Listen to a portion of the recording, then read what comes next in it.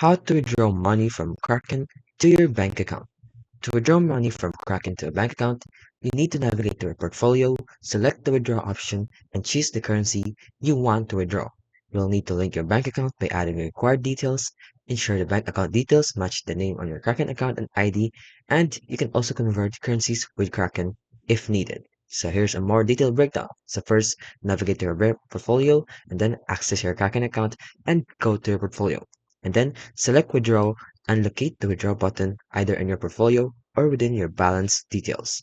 And then choose the currency that you want to sell. Specify the currency you wish to withdraw, like for example, USD. And then link your bank account. So add your bank account details, including your account number, IBAN, and SWIFT code, making sure the account name matches the one on your Kraken account. And then confirm and submit. So review the withdrawal details and confirm the transaction.